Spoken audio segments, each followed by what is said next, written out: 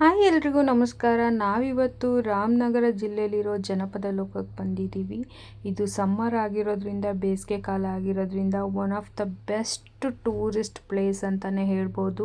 ನಾವಿವಾಗ ಟಿಕೆಟ್ ತೊಗೊಳಕ್ಕೆ ಹೋಗ್ತಾ ಇದ್ದೀವಿ. ಇಲ್ಲಿ ಅಡಲ್ಟ್ಸಿಗೆ 100 ರೂಪಾಯಿ ಟಿಕೆಟು ಪರ್ ಹೆಡ್ಡು ಮತ್ತು ಮಕ್ಕಳಿಗೆ 50 ರೂಪಾಯಿ ಟಿಕೆಟು.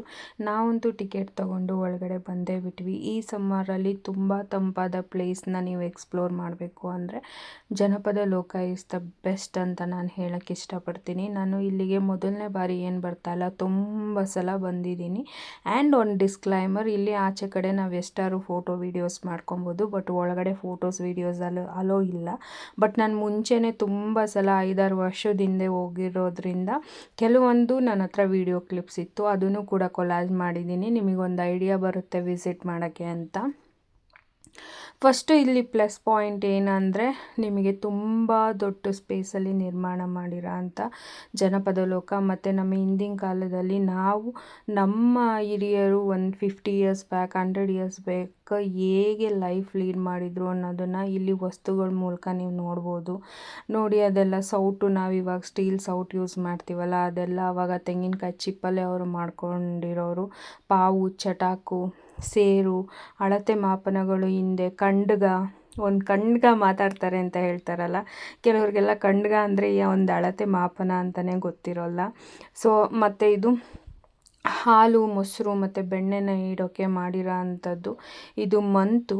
ಆಮೇಲೆ ನಿಮಗೆ ಒಳ್ಕಲ್ಲು ಅಂತ ಹೇಳ್ತೀವಿ, ಇವಾಗ ಎಲ್ಲರ ಮನೆಯಲ್ಲೂ ಇರಲ್ಲ. ಮತ್ತು ಶಾವಿಗೆ ಹೋಳು, ಪ್ರತಿಯೊಂದೂ ತುಂಬ, ಇದು ಗೊಟ್ಟ ಅಂತಾರೆ, ಹಸುಗಳಿಗೆ ಏನಾದರೂ ಔಷಧಿ ಕುಡಿಸೋಕ್ಕೆ ಅದನ್ನು ಯೂಸ್ ಮಾಡ್ತಿದ್ರು. ಇಳಿಗೆ ಮನೆ, ಮತ್ತು ಇದು ಗುಡಾಣ, ಮಡಿಕೆಗಳು ತುಂಬಾ ನಮ್ಮ ಮನೇಲೂ ತುಂಬ ಇದೆ. ನಾನು ಜನಪದ ಲೋಕಕ್ಕೆ ಡೊನೇಟ್ ಮಾಡಬೇಕು ಅಂದ್ಕೊಂಡಿದ್ದೀನಿ.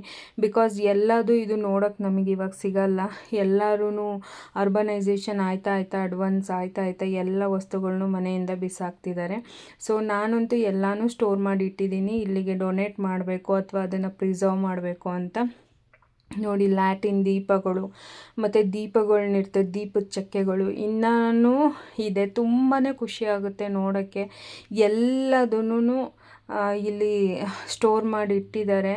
ನಮ್ಮ ಜನ್ರೇಷನು, ನೆಕ್ಸ್ಟ್ ಜನ್ರೇಷನ್ಗಂತೂ ಇದೆಲ್ಲ ಸಿಗುತ್ತೋ ಇಲ್ವೋ ನನಗೆ ಗೊತ್ತಿಲ್ಲ. ಸೊ ನಿಮ್ಮ ಮನೇಲಿ ಏನಾದ್ರು ಈ ಥರ ಹಳೆಯ ಕಾಲದ ವಸ್ತುಗಳು ಇದ್ದರೆ ಖಂಡಿತ ಬಿಸಾಕಬೇಡಿ, ಅದನ್ನು ಜನಪದ ಲೋಕಕ್ಕೆ ಡೊನೇಟ್ ಮಾಡಿ. ಅಟ್ಲೀಸ್ಟ್ ನಮ್ಮ ಜನ್ರೇಷನ್ ಟು ಜನ್ರೇಷನ್, ಮುಂದಿನ ಪೀಳಿಗೆಗೆ ನೋಡೋಕ್ಕೆ ಸಿಗತ್ತೆ. ಸೊ ಇದೊಂದು. ಮತ್ತು ಇಲ್ಲಿ ಹಿಂದಿನ ಕಾಲದಲ್ಲಿ ಮಣ್ಣಿನ ಮನೆಗಳು, ಗುಡಿಸಲುಗಳು ಹೆಂಗಿತ್ತು ಮತ್ತು ಜನಜೀವನ ಹೇಗಿತ್ತು ಎಲ್ಲದೂ ತುಂಬ ಚೆನ್ನಾಗಿ ಪರಿಕಲ್ಪನೆ ಮಾಡಿದ್ದಾರೆ. ನನಗಂತೂ ತುಂಬಾ ಇಷ್ಟವಾದಂಥ ಪ್ಲೇಸ್ ಇದು. ನಾವಿಲ್ಲಿ ಏನು ಬಂದಿದ್ದೀವಿ ನೋಡಿ, ಮಲೆನಾಡಲ್ಲಿ ಹಿಂದಿನ ಕಾಲದಲ್ಲಿ ಮನೆಗಳು ಹೆಂಗಿರ್ತಾಯಿತ್ತು ಅದೊಂದು ಚಿತ್ರಣ ತುಂಬ ಚೆನ್ನಾಗಿ ಮಾಡಿದ್ದಾರೆ. ಇದೆಲ್ಲ ಪ್ಲಾಸ್ಟರ್ ಆಫ್ ಪ್ಯಾರಿಸಲ್ಲಿ ಮಾಡಿರೋದು, ಸಿಕ್ಕಾಬಟ್ಟೆ ಚೆನ್ನಾಗಿದೆ. ಒಳಗಡೆ ಎಲ್ಲ ಫೋಟೋಸು, ಹೊರಗಡೆ ಎಲ್ಲ ನೀವು ಎಷ್ಟು ಬೇಕಾದ್ರೂ ವೀಡಿಯೋಸ್ ಮಾಡ್ಕೊಬೋದು, ಒಳಗಡೆ ಇರಲಿಲ್ಲ. ಬಟ್ ನಾನು ಕೆಲವೊಂದು ಕ್ಲಿಪ್ಸ್ನ ತೊಗೊಂಡಿದ್ದೀನಿ ಮತ್ತು ಮುಂಚೆ ತೊಗೊಂಡಿದ್ದನ್ನು ಇಲ್ಲಿ ಆ್ಯಡಪ್ ಮಾಡಿದ್ದೀನಿ. ಇಲ್ಲಿ ನೋಡಿ, ಅಮ್ಮ ಇದನ್ನು ಅಕ್ಕಿ ಎಲ್ಲ ಕೇರ್ತಾ ಇರೋದು ಮತ್ತು ಮಗು ಹಿಂದೆ ನಿಂತಿರೋದು. ಆಮೇಲೆ ಇಲ್ಲಿ ಒಳಗಡೆ ಇಡ್ಲು ಮತ್ತು ಅದು ಸ್ನಾನದ ಮನೆ ಎಲ್ಲ ಆಚೆ ಕಡೆ ಇರ್ತಾಯಿತ್ತು ಮುಂಚೆ. ಅದು ದೀಪ ಇಡೋಕ್ಕೆ ಆ ಥರ ಗೂಡು ಮಾಡ್ತಾಯಿದ್ರು ಹಿಂದಿನ ಕಾಲದಲ್ಲಿ. ಈಗಲೂ ಕೆಲವೊಂದು ಹಳ್ಳಿಗಳಲ್ಲಿ ಎಲ್ಲದೂ ಇದೆ.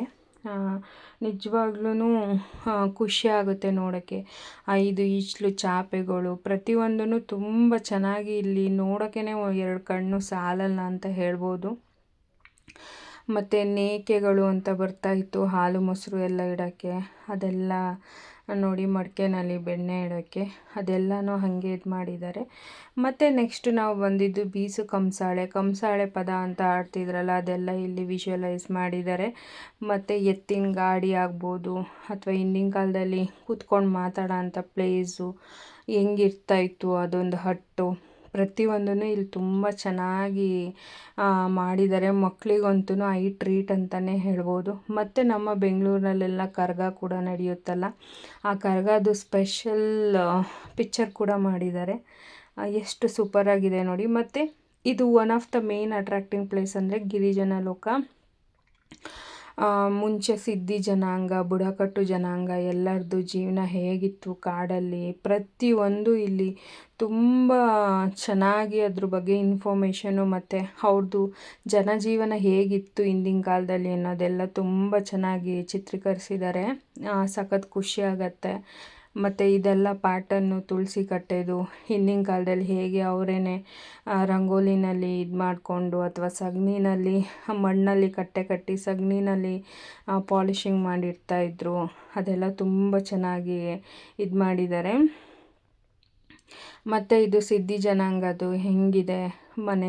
One of the best place to explore in summer with family ಅಂತಲೇ ಹೇಳ್ಬೋದು. ಇಲ್ಲಿ ಪಾಟ್ರಿ ಮೇಕಿಂಗ್ ಕೂಡ ಇದೆ ಆ ಕಡೆ ಸೈಡು. ಅದೆಲ್ಲ ನನಗೆ ಕ್ಯಾಪ್ಚರ್ ಮಾಡೋಕ್ಕಾಗಲಿಲ್ಲ, ಯಾಕೆಂದರೆ ನಾನು ಫ್ಯಾಮಿಲಿ ಸಮೇತ ಮಗಳು ಚಿಕ್ಕವಳಿದ್ಲು.